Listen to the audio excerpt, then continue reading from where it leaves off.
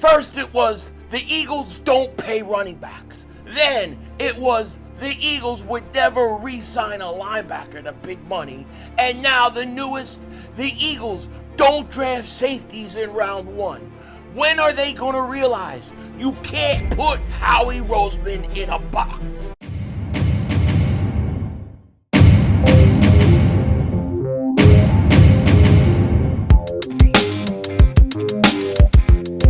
Dallas still stinks. You bite the way it kicked Dingbat here. The draft is where we strike. That's right. And you can't put Howie Roseman in a box. No. We've heard it all, man. I've heard about the running backs, the linebackers, and now the safeties. You don't go out and draft a safety in round one. The Eagles don't do that. Howie Roseman will do whatever it takes to put the best team on the field, okay?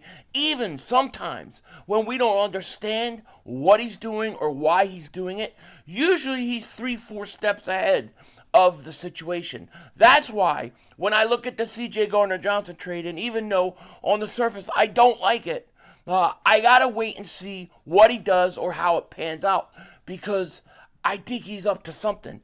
Same thing, with the whole Myles Garrett situation, right? You guys saw this. It's about a week old, but the Eagles have been open. I can't speak. The Eagles have been open to trade talks involving Myles Garrett and Bryce Huff. Goddard being in the final year of his contract. I keep saying to myself, why would the Eagles go out and trade Myles Garrett and create a hole when there isn't one? And the truth of the matter is, Howie's up to something. He's up to something. I specifically am not saying I know what it is, but he's up to something. And in my opinion, when you look at a couple things, one, the fact that you trade C.J. Gardner-Johnson. Two, the fact that at the combine, you were talking and the Eagles were interviewing safeties. I think they interviewed more safeties maybe than any other position. So clearly, they're looking for something at safety.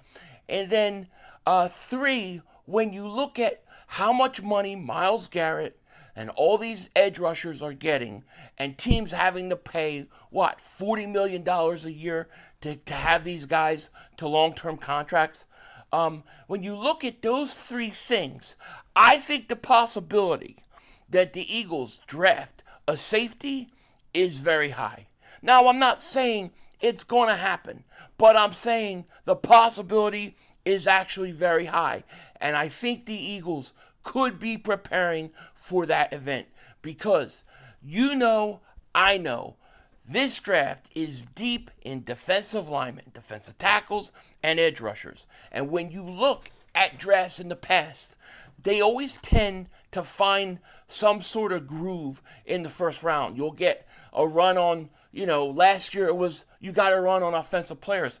I think it was like 15 or 16 before the first defensive player came off the board, which was completely nuts because Quinyon Mitchell, for me, was my number one target, and I didn't think he would be there. I thought you had to get up to about 13 to get him, but he fell because of that. And when you look at the drafts in the past, it always seems like teams have runs on certain position. One player gets picked, and then everybody wants to get that position before there's nobody left.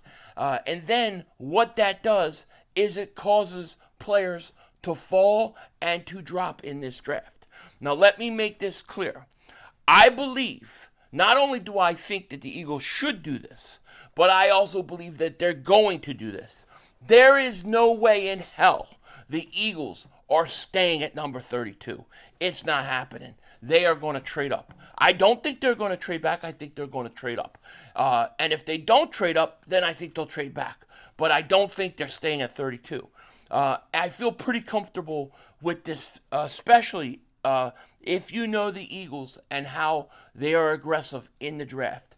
When they look at the free agency that they've had, and you look at what they're going to do in this draft, they're going to be very aggressive. They're going to be very, very aggressive. And I think that you got a situation brewing here where you're going to get a bunch of defensive linemen off the board early. They're going to come off the board because nobody wants to pay a guy $40+ million. Everybody's going to want to get an edge rusher early that they could put in a rookie deal and then have not to worry about it for the next 3-4 years. I think you're going to see a heavy run on ends, on defensive tackles. I think you're going to see maybe even quarterbacks rise, at least a few of them. And what's that going to do? That's going to drop a position like cornerback, like safety. It's going to drop it back into the draft. Not to 32. Forget 32. When I talk to the Eagles, I'm not even thinking about 32. I'm thinking about 24, 23, 21. If I have to go up to 20, I'm thinking something like that. You have ammo with draft picks over the next few years. And you got the best GM in football. He's going up. And I think that there's a good chance that this draft is going to fall heavy defensive line early, especially edge rushers. And I think a guy like Malachi Starks, a guy like Nick Emenwari, I think they fall. I think they fall into the early 20s. And at this point, Howie makes the move, goes up and gets one of those guys. Now, I can't tell you which guy I think is actually better yet. I still haven't come to that determination.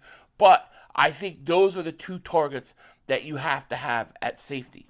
And I think both those guys could come in and they can play right away. You're getting a safety to come in his rookie year and play. This then gives you a safety on a rookie deal with guys like Cooper DeJean, Q, with them in the secondary, and Reed Blankenship. Now, if the Eagles are as high on Reed Blankenship as they claim, then they're going to want to sign him to an extension. Having a rookie safety this year, a guy on a rookie contract, is going to open that door to keep Reed Blankenship.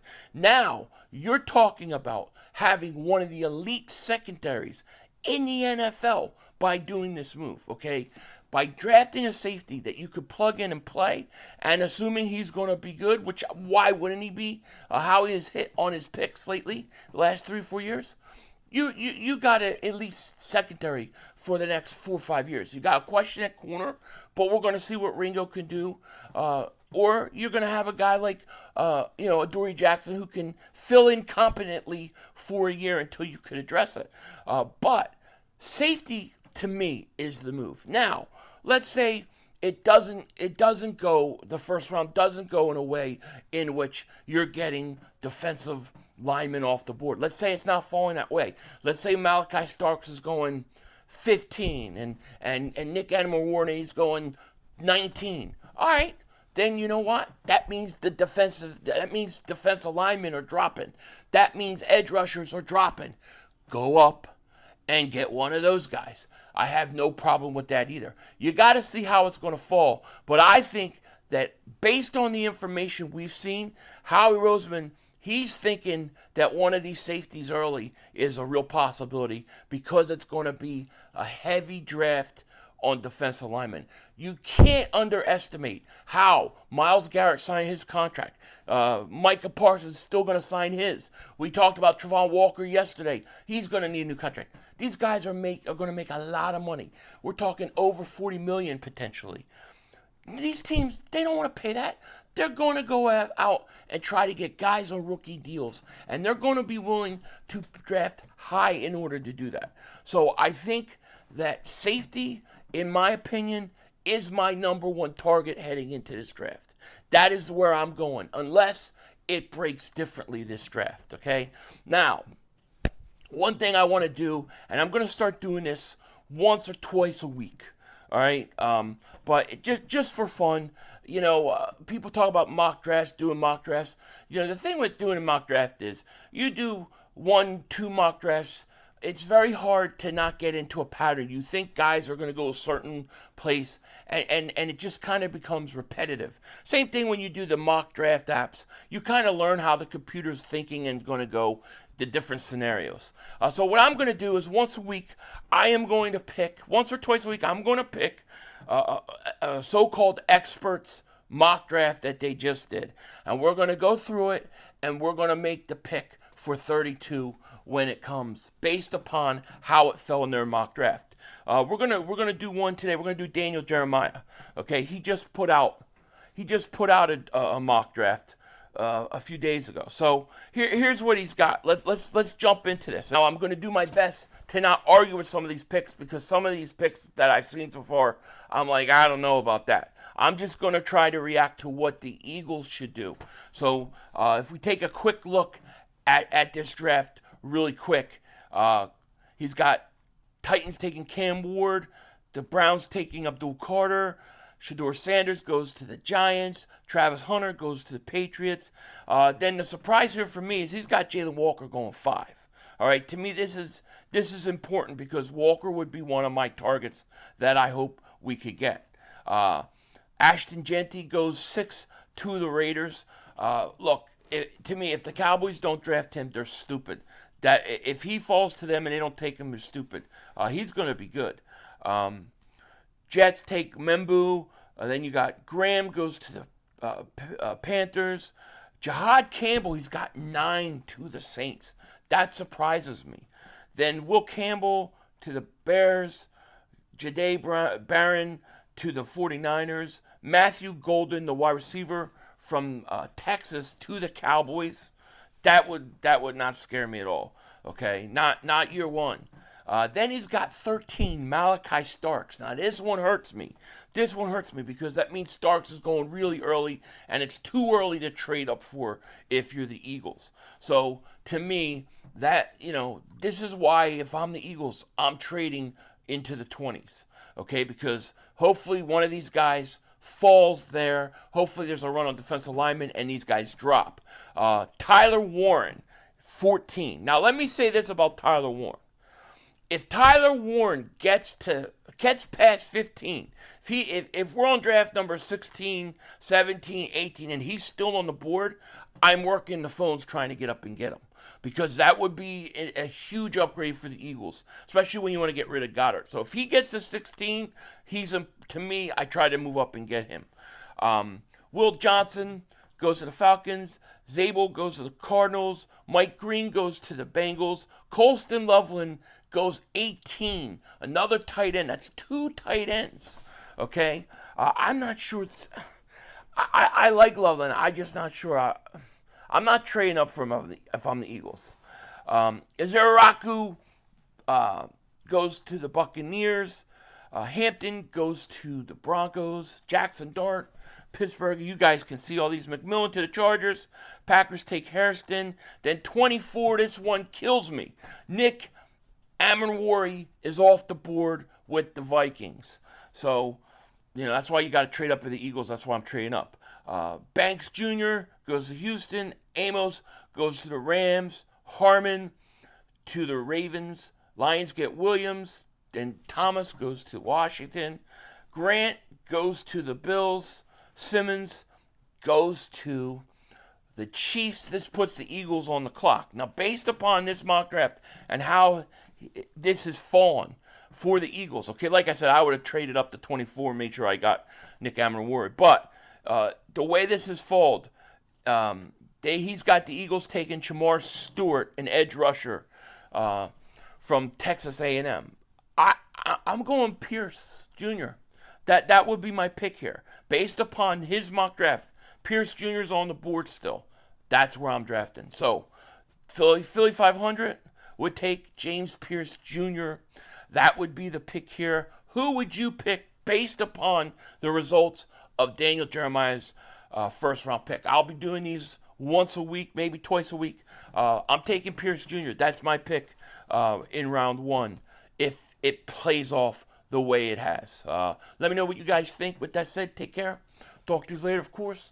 Don't be a dingbat. Remember, it's Howie Vision. We're all just living in it.